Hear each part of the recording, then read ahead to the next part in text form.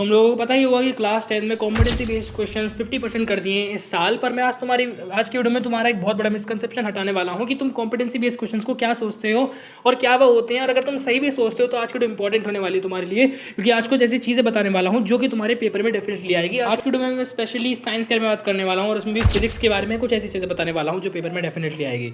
सबसे पहली बात तो कॉम्पिटेंसी बेस्ड क्वेश्चंस का मतलब ये नहीं होता कि कुछ बहुत ही डीप या फिर बीच का क्वेश्चन तुम्हें उठा के पूछ रहे हैं।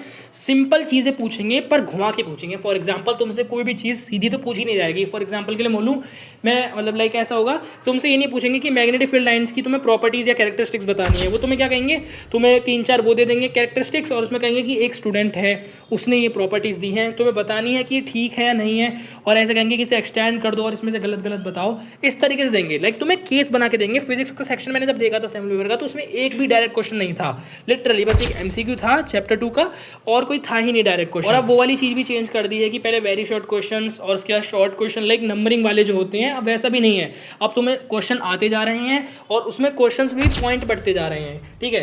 तो लाइक ऐसा कुछ नहीं है कि कोई पर्टिकुलर क्वेश्चन कितने नंबर का कौन सी पोजीशन पर आएगा, पर एक लास्ट में तुम्हें केस बेस्ड स्टडी जरूर देखने को मिलेगा हर सब्जेक्ट, मतलब बायो, केमिस्ट्री, फिजिक्स तीनों में। पर आज के वीडियो में फिजिक्स में बात करता हूँ। देखो सबसे पहले मैं चैप्टर 1 में तुम्हें बता देता हूँ कि तुम्हारे पेपर में क्या क्या रिलेटेड आएगा।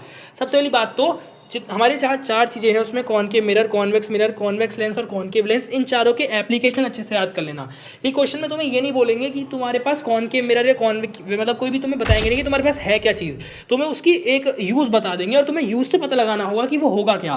फॉर एग्जाम्पल वो कह रहे हैं कि एक मिरर है जो कि टॉर्च में यूज़ करा जा सकता है, मतलब करा जाता है, तो तुम्हें पता लगाना होगा कि वो कॉनकेव मिरर है। कैमराज में याद रखना एक लेंस यूज़ होता है जो कॉन्वेक्स लेंस है, और सोलर डिवाइसेस में यूज़ होता है, अगर लेंस की बात चल रही है तो यूज़ होता है कॉनकेव लेंस। लेकिन अगर बात करें मिरर में तो वहाँ कॉनकेव मिरर ही यूज़ होगा। कॉन्वेक्स मिरर सिर्फ तुम्हें रियर व्यू वाले उसमें यूज़ होगा, लाइक व्हीकल्स वगैरह में जो रियर व्यू मिरर्स होते हैं। और याद रखना इसमें क्या होगा, मोस्टली जो है मिरर फार्मूला और मैग्निफिकेशन से क्वेश्चन पूछ रहे हैं, बस इसी से। मिरर से मतलब लेंस फार्मूला भी, लाइक इसी से रिलेटेड तुमसे चैप्टर 1 से क्वेश्चन पूछे जा रहे हैं, न्यूमेरिकल्स ही पूछे जा रहे हैं। चैप्टर 2 से तो लिटरली बहुत सिंपल क्वेश्चन थे as compare to other chapter. बस तुमसे एक स्कैटरिंग का क्वेश्चन मैंने असेंबली पेपर में देखा था, स्कैटरिंग का क्वेश्चन आ सकता है, और बाकी मायोपिया वगैरह के जो है क्वेश्चन आ सकते हैं तुम्हारे पेपर में। बात करूँ चैप्टर 3 में इलेक्ट्रिसिटी में, तो इसमें एक क्वेश्चन है जो तुम लिख के ले लो, तुम्हें ऑप्शन में जरूर आएगा, तो तुम उसे कराना।